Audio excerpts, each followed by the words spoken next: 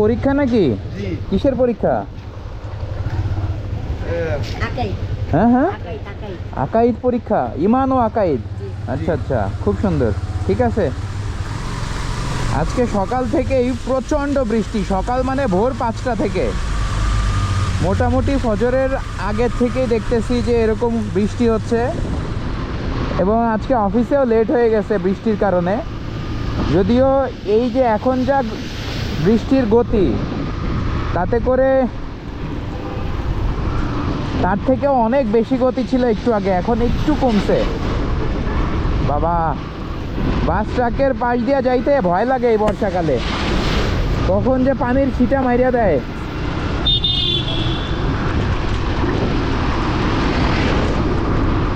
জীবনের তাগিদে মানুষ এই বৃষ্টির ভিতরেও বের হয়ে গেছে সকাল সকাল।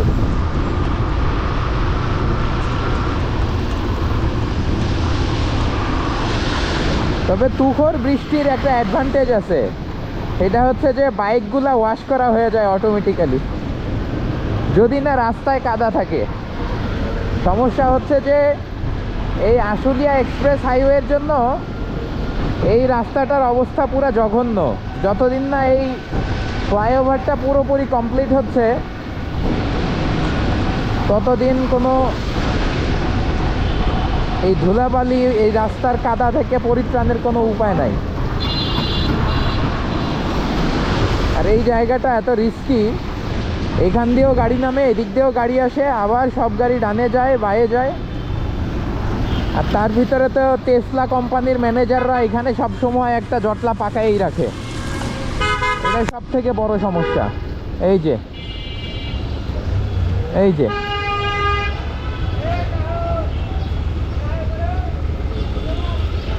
বাঙ্গের নাতি,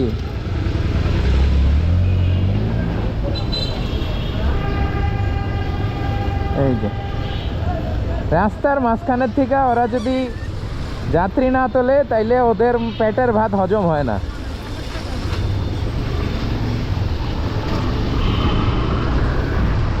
তো যাই হোক, জীবনে টেসলা নিয়েই চলা লাগবে যা বুঝতেছি। সকাল সকাল মানুষ বের হয়ে রাস্তার পাশেই নাস্তা করতেছে। কাঁচা বাজারের যা অবস্থা হয় এই বর্ষাকালে, পুরা জঘন্য। মানে এমনিতেই আগের দিনের পচা তরকারিগুলো রাস্তার মাঝখানে ফালায় রাখে,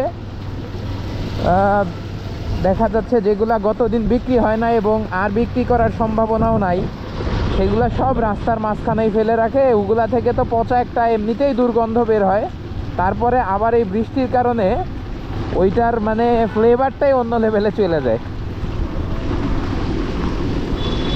আসলে বৃষ্টি হইতেছে, আমি জানি না যে ভালো মতো দেখা যাইতেছে কিনা। আমার লেন্সের উপরে পানি যদি পড়ে তাইলে হয়তো বা প্রপারলি বোঝা যাবে না ভিডিওগুলো। কি সুন্দর রাস্তাটা, ওরা ওই ড্রেনের কাজ, কেবলের কাজ, এগুলা করার জন্য খুইরা খুইরা রাস্তাটা পুরো নষ্ট করে রাখছে। এই যে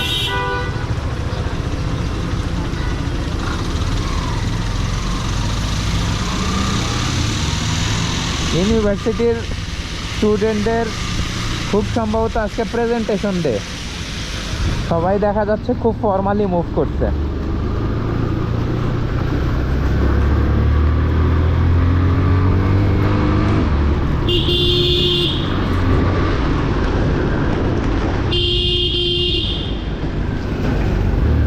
শীতকালের অবস্থা এমন, এই একটু আগে তুখোর বৃষ্টি, আর এই দেখেন এখন তুখোর ঝলমলে রোদ। এই হঠাৎ বৃষ্টি আর হঠাৎ রোদের এই ক্লাইমেট চেঞ্জের কারণেই আমরা যারা চাকরিজীবী তারা রাস্তায় চ্যালেঞ্জে পড়ি। এই ধরেন বৃষ্টিতে কোথাও যাচ্ছি, হঠাৎ ভিজে গেলাম, আবার প্রচণ্ড রোদ, আবার শুকিয়ে গেলাম, মানে রাস্তাতেই শুকায় যায়। সো আজকে যাচ্ছি একটা মিটিংয়ে গুলশান 2-তে, এবং এই এয়ারপোর্ট রোডটাই আমাকে সবসময় রাইডে একটা স্পেশাল থ্রিলস দেয়। এই থ্রিলসটা আমি খুব এনজয় করি। আর সেটা করতে করতেই যাচ্ছি।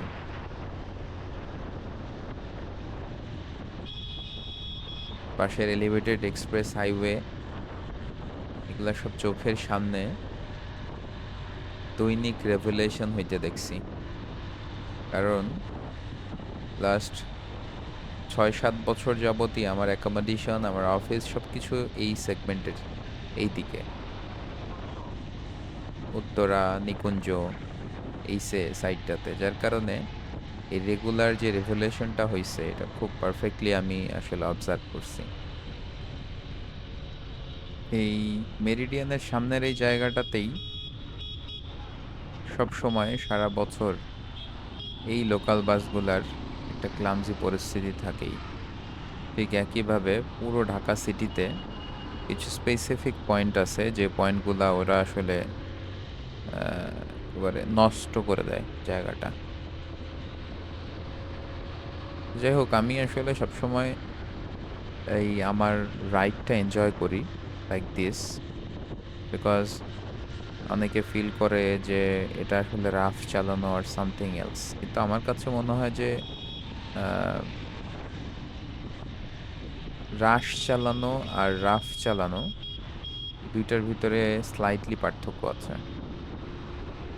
কারণ আমি দেখেন ভিডিওর ভিতরে দেখতে পাচ্ছেন যে লাস্ট 2-3 মিনিট যাবত আমাকে কি ওভারটেক করা নাই, আমি তো রাফ চালাচ্ছি না। হ্যাঁ, আমি আরেকজনকে গুতা দিয়ে সাইড দিয়ে চেপে টেপে একদম যেটাকে বলে মানে চাপ দিয়ে আমি চালাচ্ছি এরকম না।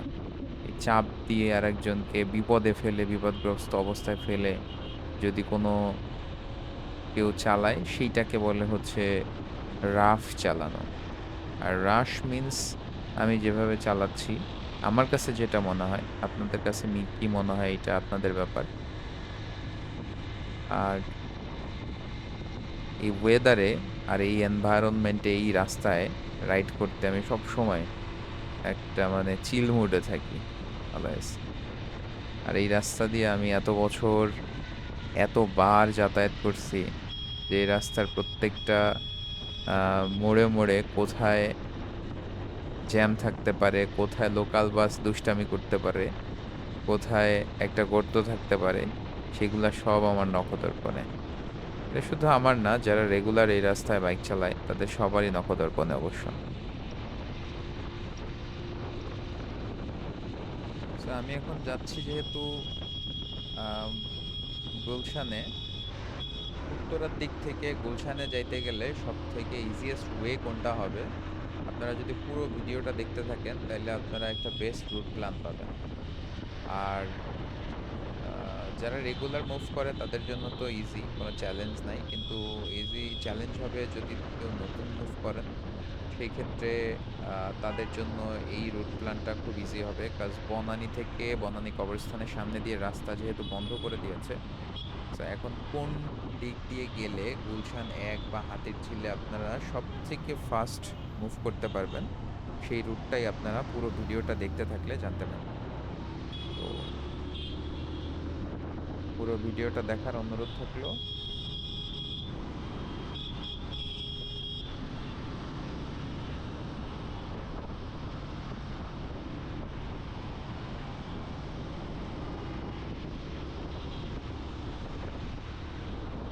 আমি যখন এই রাস্তায় রেগুলার রাইড করি তখন আমার কাছে মাঝে মাঝে মনে হয় যে I am riding like Europe, যেরকমটা রিয়াজ ভাই বলছিল।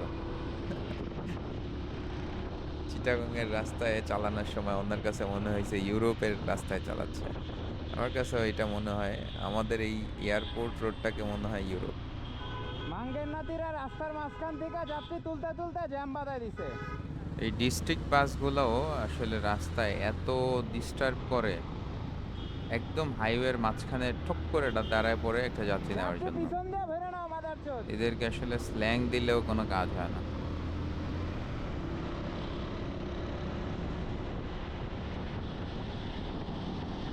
আর সিএনজি এদের নিয়ে তো আর কোনো, এগুলো বলতে বলতে আমরা হয়রান হয়ে গেছি। যাই হোক, আপনারা রুট প্ল্যানটা দেখতে চাইলে পুরো ভিডিওটা দেখতে থাকেন। আর পরবর্তী ভিডিওতে আপনাদের সাথে আরো নতুন অথবা দারুণ কিছু নিয়ে দেখা হবে ইনশাআল্লাহ। ততদিন পর্যন্ত ভালো থাকবেন, সুস্থ থাকবেন। Take care.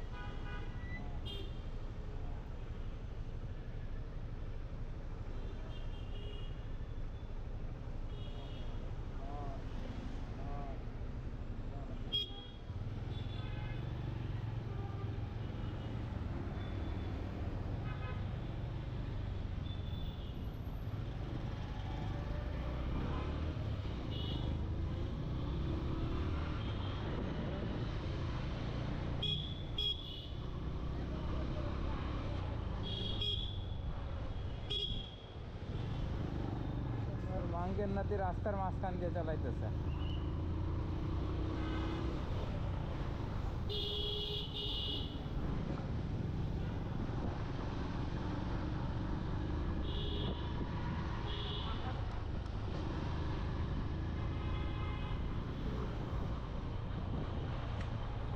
কি টাওয়ার? হ্যাঁ,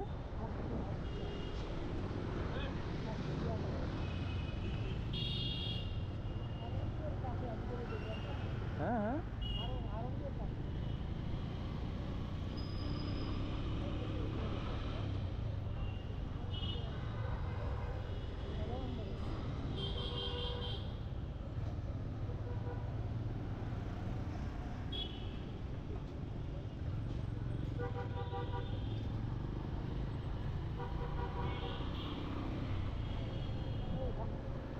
হ্যাঁ, এটাই। আচ্ছা আচ্ছা, দারাজ লেখাই আছে। এটা মনে হয় দারাজ কিনে নিছে পুরোটাই, নাকি আল্লাহ জানে।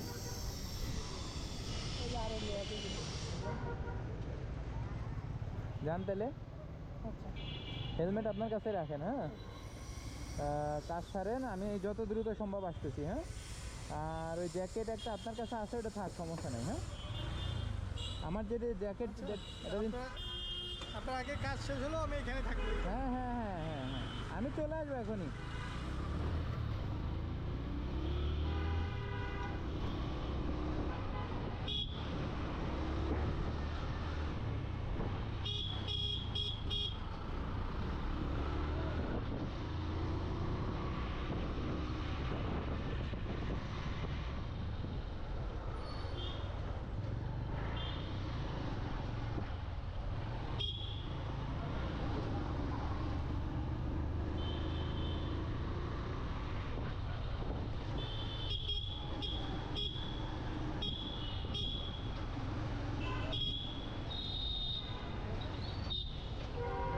প্রসাদ কেরা দিলেন ভৈরা না, শালার পাগল।